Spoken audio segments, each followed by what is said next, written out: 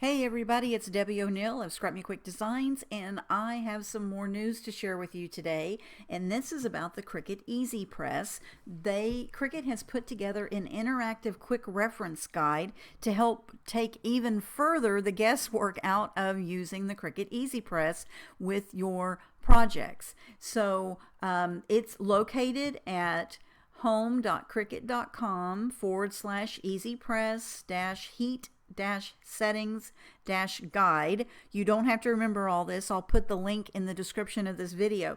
But when you go out here, let me show you what it looks like now. So it is an interactive quick reference guide. What does that mean?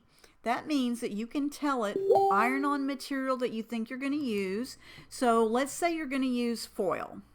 Okay, so I'm going to use iron-on foil, so I'm going to pick foil. Then it's going to ask me what base material do I want to use, so there's a drop down, and let's say I'm just putting it on a cotton poly blend t-shirt. Okay, and the surface I'm going to be using is I will be using the Cricut Easy Press mat. Now you can switch that if you're going to use a towel. Your temperature may be changed and the amount of time may be changed depending upon if you're using the Easy Press mat or if you're using a towel folded over.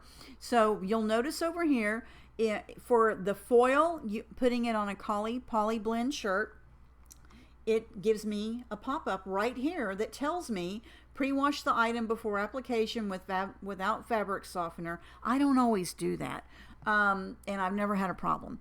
And then it says set temperature to 295, then preheat for 5 seconds, apply heat plus gentle pressure for 30 seconds, flip the material over and press for an additional 15 seconds. Now it does tell you if it's peel off cold or if it's peel off warm. Okay, so a warm peel and a cold peel are two different things, and sometimes depending upon the material that you're using, like I picked the Cricut foil, right? So if I'm doing foil, that is a cold peel, so I need to wait until it is completely cool to the touch of my hand before I peel the liner off. If it said a warm peel, I can wait and peel the liner off once it's warm enough that I can touch. Now, as soon as you take your Easy Press off of your iron-on, it's going to be super hot. But if you can touch it with your hand without burning your fingers, then it's kind of a warm peel and you could pull the liner off. So that's the difference between when it says cold peel or warm peel. And then it does tell you allow 24 hours after application before washing. Hand wash inside out in cold water. Do not bleach. Hang dry only.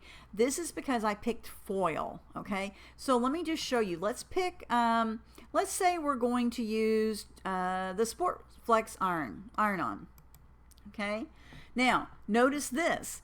Because I have it picked that I'm going to use a cotton poly blend shirt, it's telling me Cricut's not recommending that I use the Sports Flex iron-on a regular cotton poly blend shirt, because the Sports Flex iron-on is for when you're using a material that's stretchy.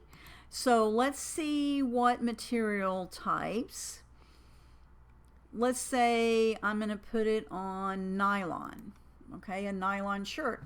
A nylon shirt is going to allow me to now see that it now gives me the temperature and all the guidelines, and this one says peel off warm because I'm using the Sports Flex iron-on, which is a warm peel when I'm applying it to nylon. This is so cool. Don't y'all think this is cool? Leave me a comment. Let me know if you think this is really cool. If you're using your Cricut Easy Press, this is so awesome. Now, down here there is a printable version that you can now get. It's going to download as a PDF. Let me show you that. So now you're going to be able to download this and be able to print it off and have it as a reference sheet. Thank you, Cricut, for doing that. And this one, they've given us some little guides here. So the little red circle means that it's a warm peel. The little leaf says use gentle pressure. Then the cold peel is going to be the little snowflake, and the one that looks like a little weight, that one here, like right here, it looks like a little weight.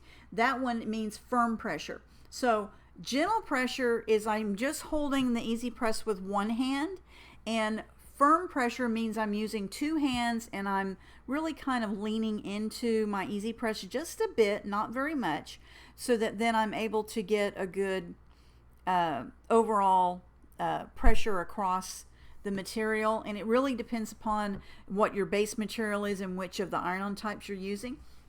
So here you go. All the iron-on types are listed, and there's a lot of them.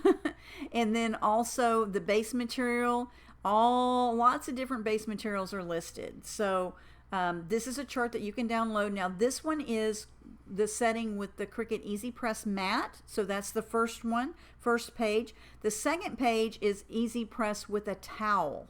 So depending upon what you're using, you would look at that particular chart.